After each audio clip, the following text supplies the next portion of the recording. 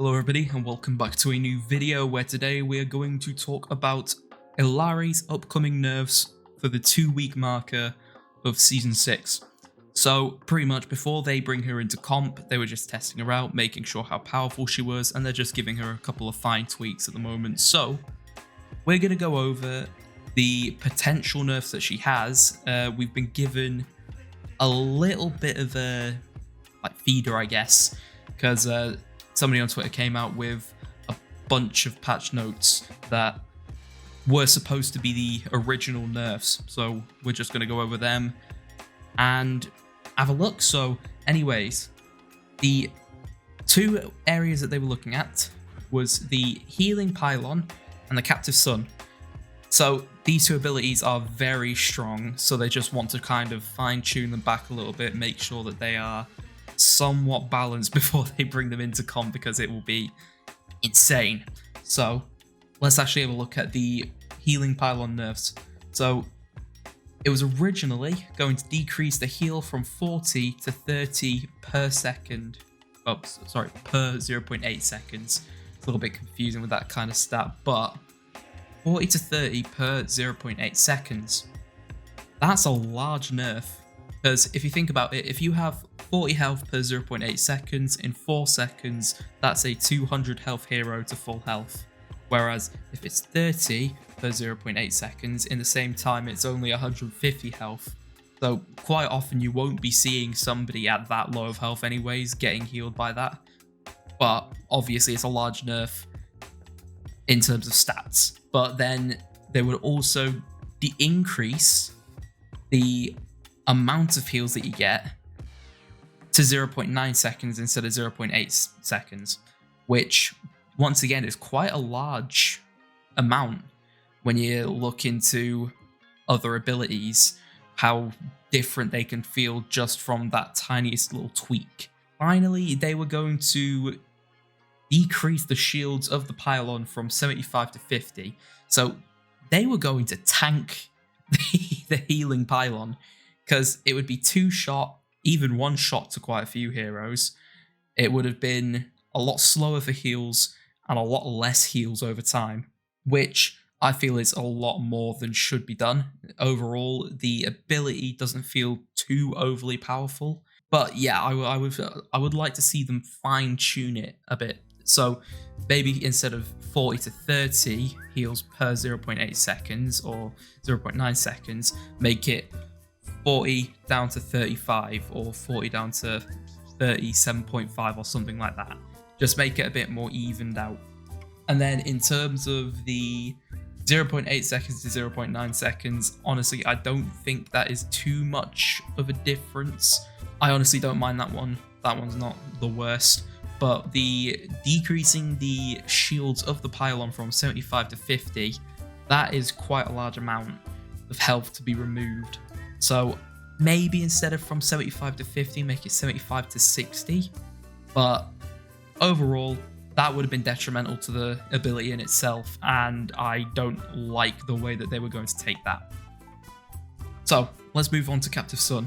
So the impact and explosion of Captive Sun would be blocked by barriers. Now this, I do think makes sense. That is actually a good nerf that I would like to see, because it's annoying if you put up your shield, you're thinking you're going to block it. Like Orissa's ult. Orissa's ult makes sense when it hits you because it's hitting the ground, it's impacting against the ground, and that hits you. That makes sense. But when it's something like a energy blast, we've seen Reinhardt Brigitte lock shields and block an entire laser beam from a behemoth.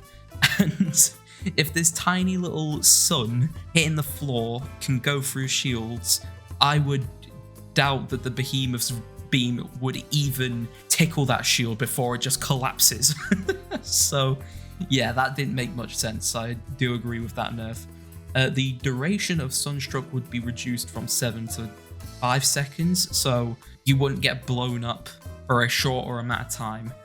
So obviously if you take enough damage, you will just explode. This means that you've got a little bit less time to worry about exploding randomly, which I agree with that. That is actually a pretty good thing, because if you use Captive Sun on somebody and it's a solo one, then that explosion could just wipe them out and then wipe out their entire team. Say you put it on a Mercy and that Mercy just explodes.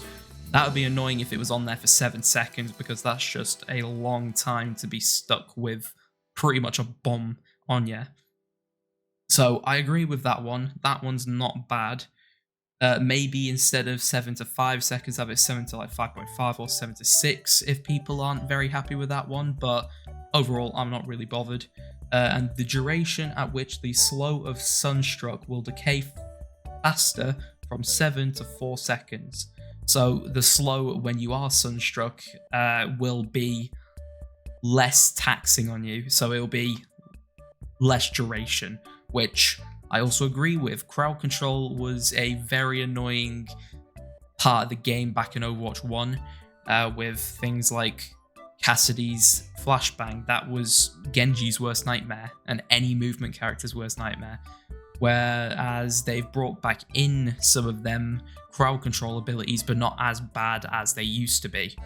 But from 7 to 4 seconds, if people don't like that, I'd just say once again, maybe 7 to 5 seconds or 7 to 6 or 5.5 seconds. But honestly, I don't mind that either. It will, all these nerfs to Captive Sun will just reduce frustration around the ability, because for a lot of people, they do get frustrated around crowd control abilities, and the fact that it just goes straight through shields, that is pretty irritating. So finally, let's go over the overall outcome of these nerfs. I believe that the nerfs to Healing Pylon would be substantial, but in the wrong way. It'd be damaging more than bettering the character. Because, yeah, there's balancing the character, but then there's just completely tanking one of their abilities to the point where it is not almost useless, it is still a useful ability, but that is a huge nerf for the very first nerf of the character. So I would like them to just reel it back a little bit. But in terms of Captive Sun, I believe that they are really good nerfs, but they just need to fine-tune them, because they make sense. Why would you want to be crowd controlled for longer? It's very annoying to be stuck in one spot for too long and then suddenly, boom, you're exploded. But then in terms of overall for both, I'd say that they even each other out. One's good, one's bad. They both collide and just make a bit of a meh change. We'll see what they do with it when the 2 weeks are up and then Illari and Flashpoint maps are in comp. I'm not sure if Flashpoint is in comp yet. It might be, but I'm not really that sure. But yeah, in terms of the actual character, love the character, love her abilities. I really hope to see some good things in the future. And I do hope to see Overwatch start picking up again. So anyways, cheers for watching. I'll see you in the next one. Like and subscribe if you want. It's not required, but it's always appreciated. And I'll see you in the next one, where we might talk about, well, we'll either talk about the actual patch notes that they release, or we'll talk about maybe the developer notes that they released about the review bombing of Overwatch 2. Because, damn, those reviews are massacring the game on Steam. Well, anyways, in a bit. I better stop rambling.